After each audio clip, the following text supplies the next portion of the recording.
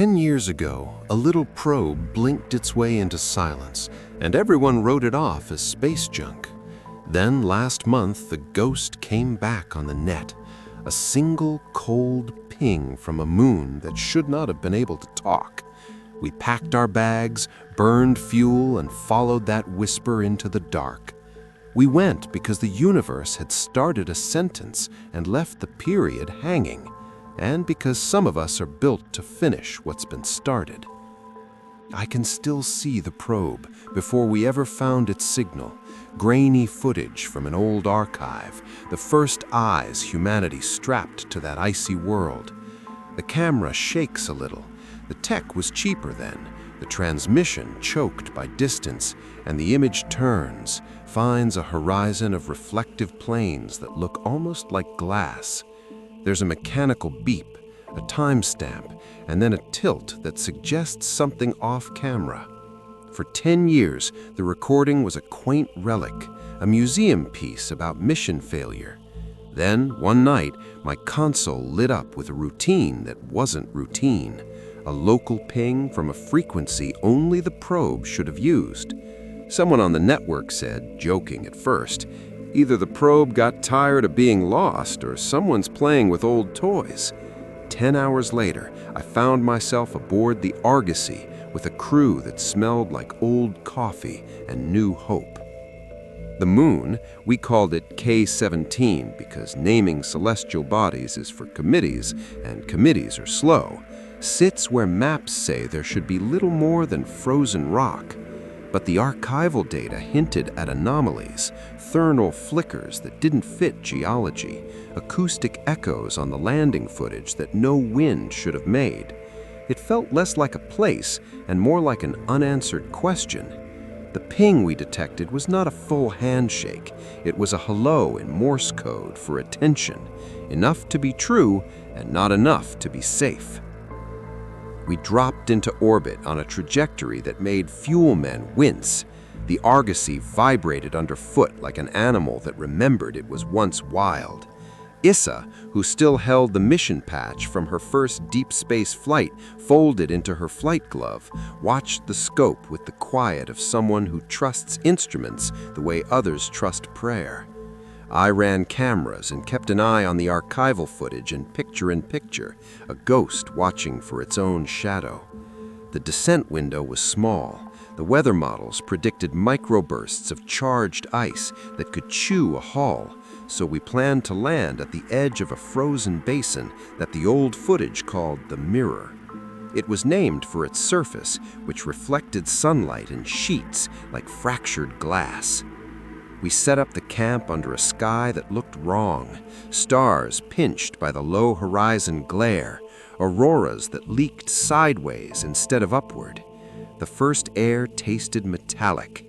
Our suit seals said the atmosphere was thin and willing to take the warmth out of your breath. We pitched the first module within sight of the probe's last recorded position and ran the antenna like a priest erecting a reliquary. At night, the retro footage ran on loop in the common module to get us oriented. A squeaky camera, a mechanical horizon, the probe's little solar flaps folding like tired hands. Watching those frames in the flesh was like seeing a childhood home from the other side of a window, familiar but irrevocably changed. The ice on K-17 is a different kind of cold. It carries a fractal echo. When you step, it rings in a thin bell-like tone. The surface is not smooth. It is pockmarked with frost flowers and the scars of micrometeor impacts. We wore hull boots with suction arrays and moved like careful thieves, each step cataloged and repeated until it felt less like trespass and more like obligation. I remember the first time the ground gave a sound that did not belong to ice, a hollow, resonant clunk under my foot, like the fist of a distant drum. I knelt, letting the suit's shovel brush clear a patch, and found a seam, a line in the ice that ran like a vein toward the horizon. It wasn't natural, it was too straight, too purposeful. That seam led to the probe.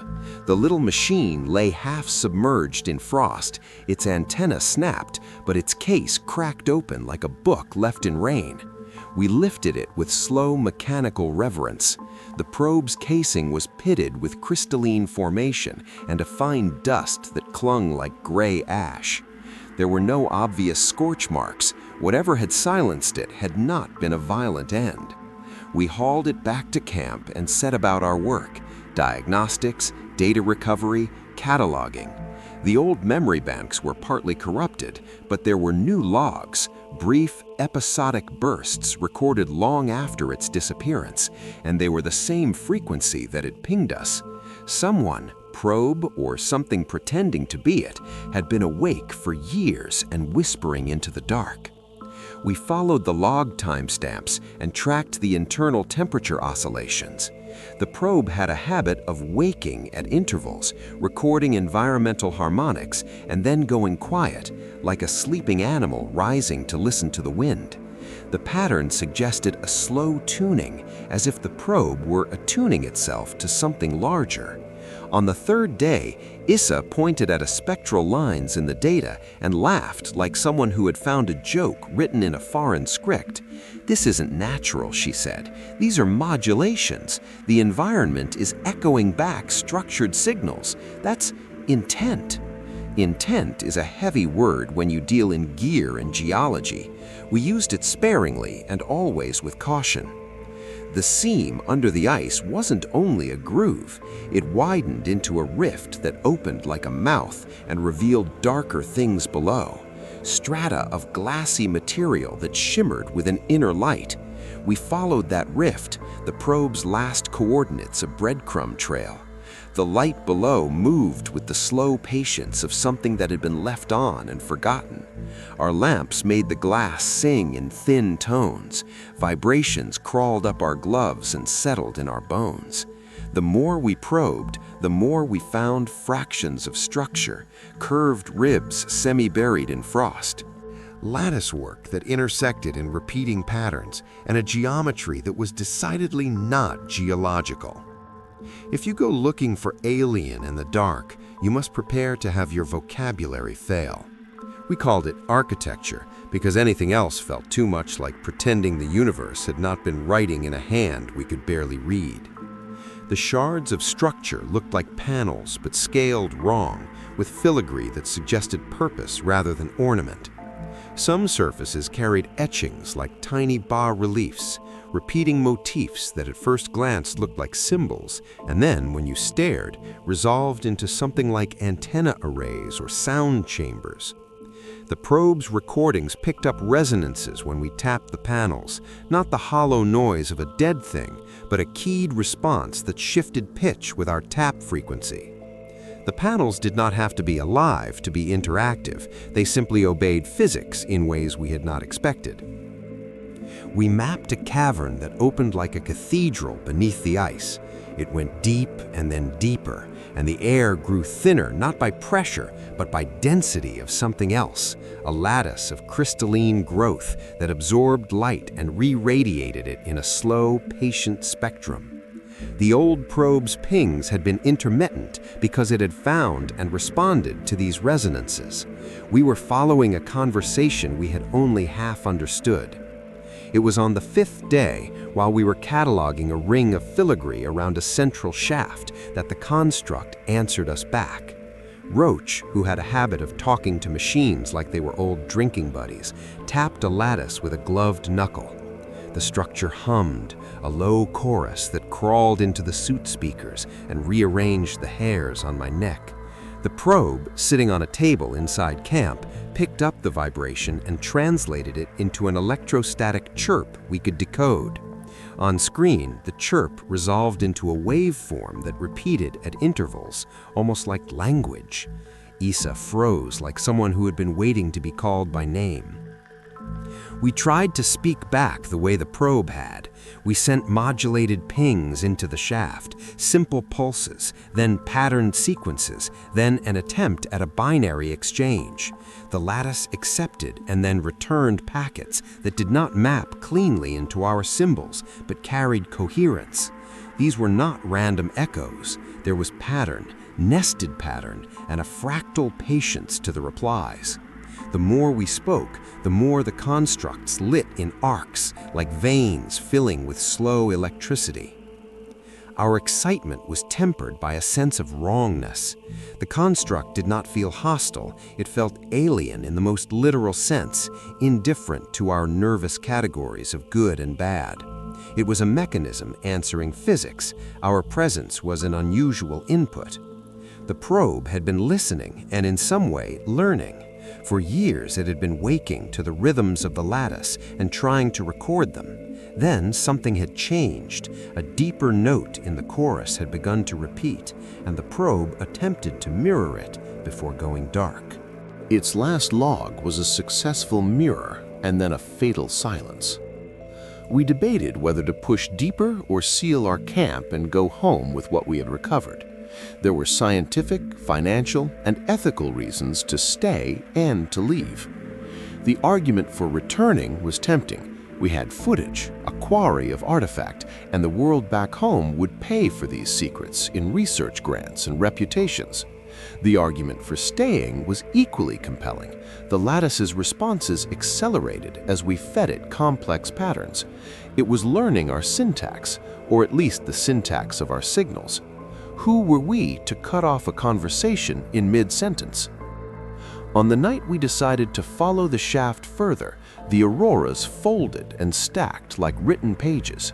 I lay awake in the common module, watching the probe's image on a cracked tablet and thinking of the primitives who listened to the ocean and believed that monsters lived in the deep. If those primitives had recorded the sea's music, we had captured the music of a moon, and the music had asked for company. The deeper cavern changed our instruments. EM fields warped in predictable ways. Thermography that had been steady now showed zones of anomalous cooling that tracked our presence. We moved with more caution, more ritual, 3 people at a time, tethered, with a rear guard at camp watching life signs. The voice of the lattice had deepened into harmonics we didn't have words for. Our attempts at translation began to pick up echoes that suggested memory. It was as if the structure had a log of excitations and was folding our inputs into that record. Then we found the chamber. It was a space not made for creatures that think in lungs and blood. Its ceiling arched into ribs of glass that refracted light into impossible spectrums. At the center stood a monolith of layered panels, each one etched with motifs that repeated like a pageant of time. Around it, the lattice sang a low, patient phrase that the probe recorded as a sequence of primes, then fractals, then harmonic intervals that matched nothing in the known catalog. We stood before it like thieves before a temple. Issa placed a hand on the monolith, protocol breach, and we all rolled our eyes at the impulsiveness of it. The surface warmed faintly, and the chamber responded with a wash of light that translated into patterns on our HUDs. Data poured across screens like a waterfall of meaning that we could not quite read. The probe's logs showed similar patterns from years ago, but now they combined into a larger geometry. The monolith was not passive storage, it was a recorder, a resonator, a slow machine that archived and replayed physical events as pattern. We left the camp with a data cache and a transcript of signals we could not decode. The decision to go public with what we had was not ours alone. It would pass through committees and news cycles and patent-smoothed hands. For the first time in my life, I understood how small sensationalism feels compared to the slow burn of discovery. We had 2 choices: pull the curtain back and invite the world in, or walk away with a secret like contraband. I still replay that night under the auroras, when the moon's ice hummed like a faraway engine. The probe's final log had been a plea and a record at once, a device attempting to understand something greater than its original programming. What we found beneath the ice was not a weapon, not a message of conquest, and not a friendly handshake. It was a ledger made of light and glass, a slow, mind-like chorus recorded in crystal. It listened, answered, and kept a record. We had interrupted it. We had also become its interlocutors. If someone asks me whether I'm glad we went, I think of the probe in my hands, its lens clouded and patient, and say yes, not for glory, not for profit, but because the world, the universe, had started a sentence and left it open. Some of us are cursed or blessed to prefer finishing sentences. We took a risk, and we left with our pockets heavy with questions. The monolith waits, patient as ice. Perhaps it will wait for others to learn its grammar. Perhaps it will never be understood. For now, the probe sits on my desk in a case that keeps its last whisper audible, a faint, periodic ping that, if you listen in the long, empty hours, still sounds like an invitation.